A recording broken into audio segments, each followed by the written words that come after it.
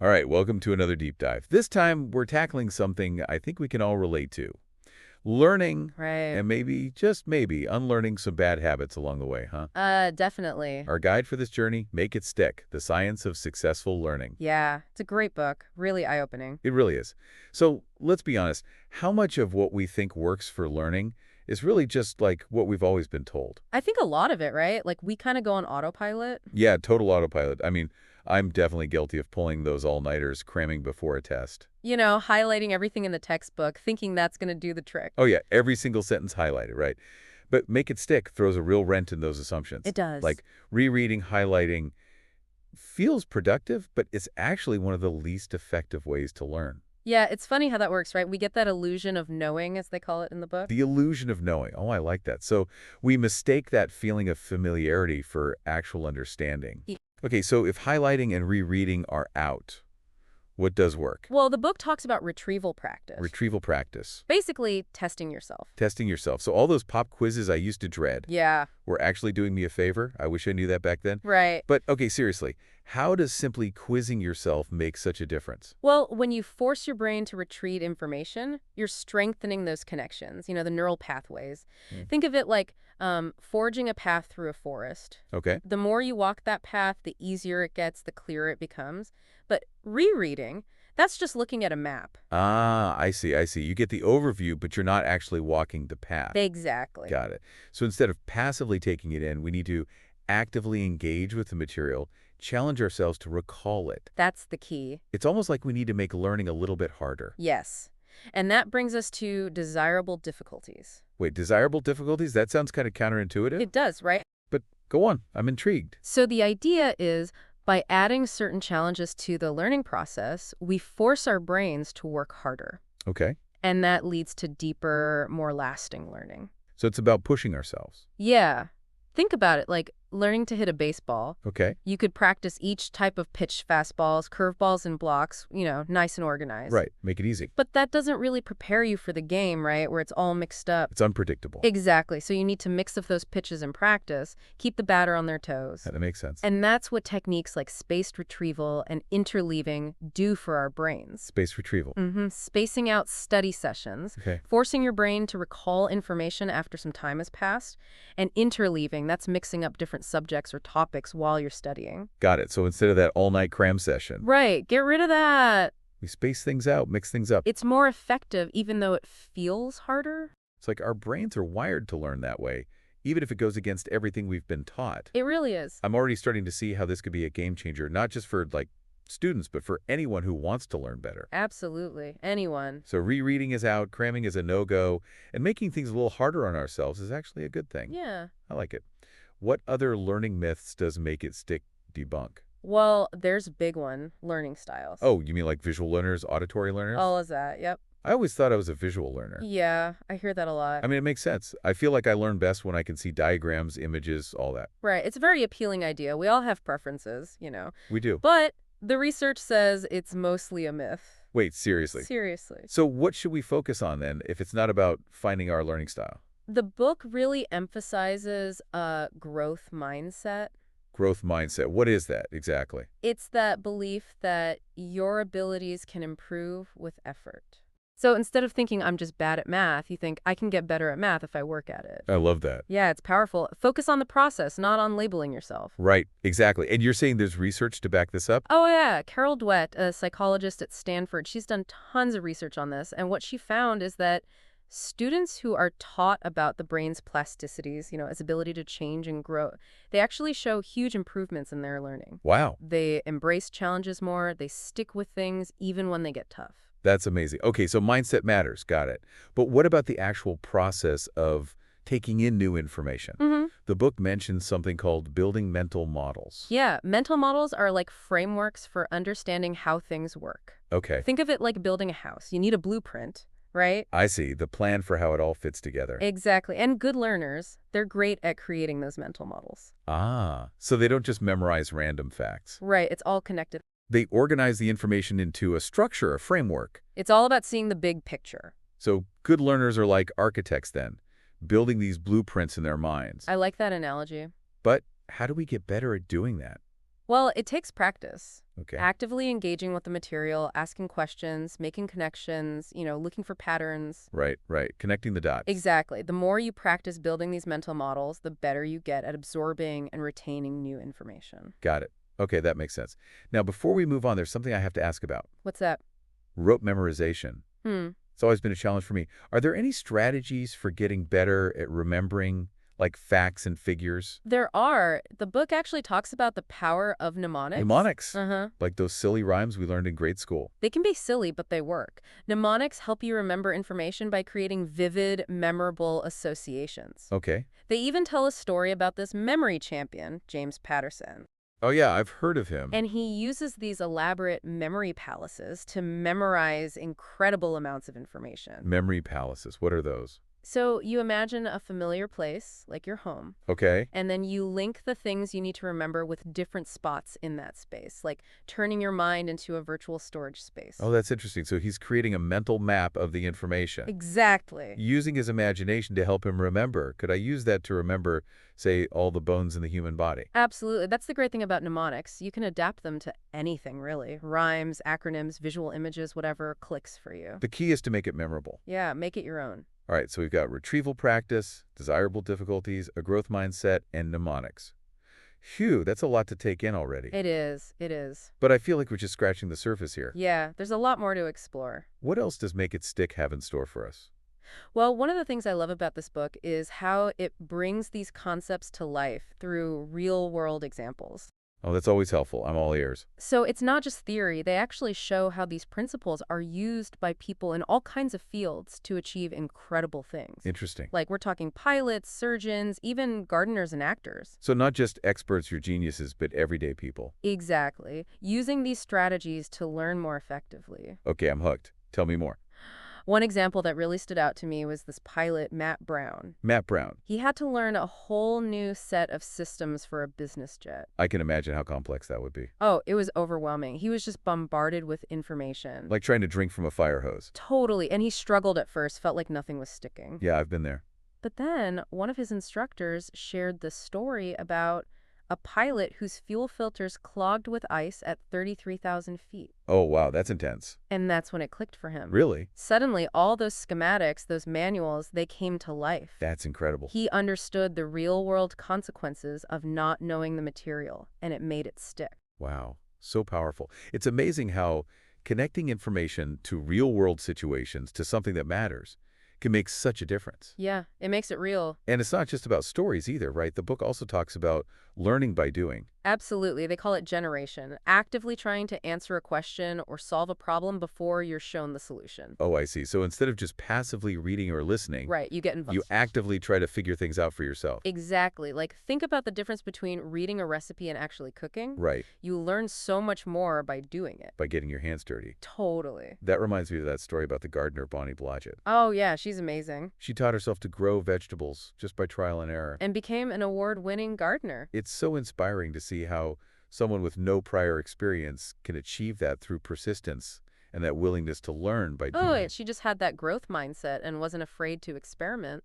That's incredible. But what about those fields where it takes years, even decades, to develop true expertise? Like playing a musical instrument or becoming a world-class athlete. Exactly. Those areas where it's not just about learning facts or concepts, but really honing a craft. Well, that's where deliberate practice comes in. Deliberate practice, I've heard of that. Is it connected to that 10,000-hour rule? It's related, but it's more than just putting in the hours. It's about focused, intentional effort.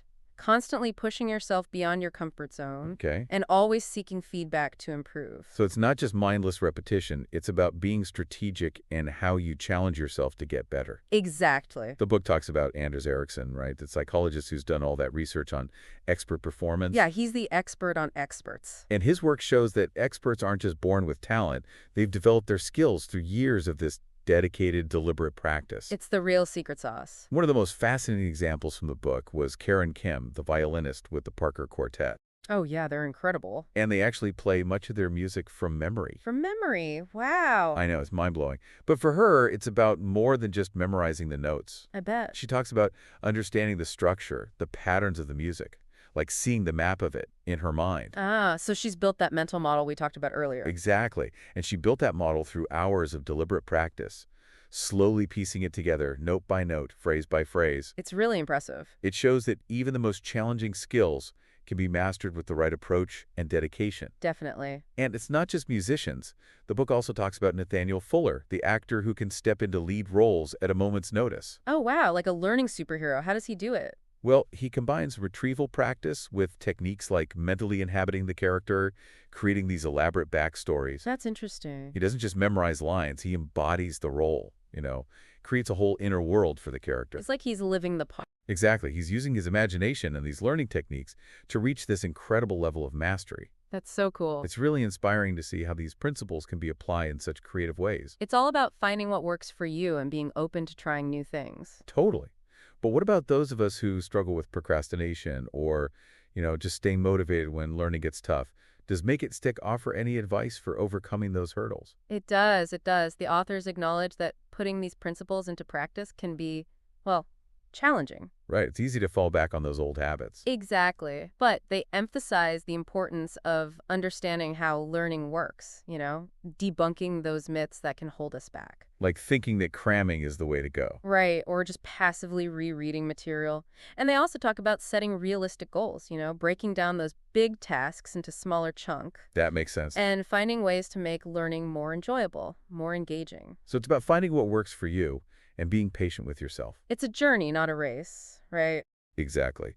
But it's a journey worth taking. The payoff of becoming a better learner is huge. It is. It opens doors, helps us adapt, empowers us to achieve our goals. Totally. Well, I'm feeling pretty inspired to put some of these techniques into practice. But before we get too carried away, I think we need to talk about the practical side of things. Yeah, good idea. How can we actually use this knowledge to become better learners in our everyday lives? That's a great question, and it's something we'll dig into in the next part of our deep dive. Perfect.